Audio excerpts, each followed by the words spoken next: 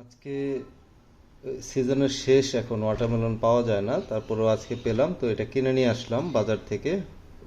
তো বললো যে অনেক মিষ্টি, লাল হবে, মিষ্টি হবে, এরকম বলেছে।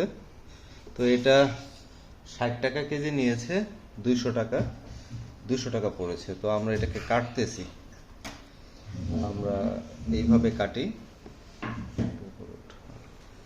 এইভাবে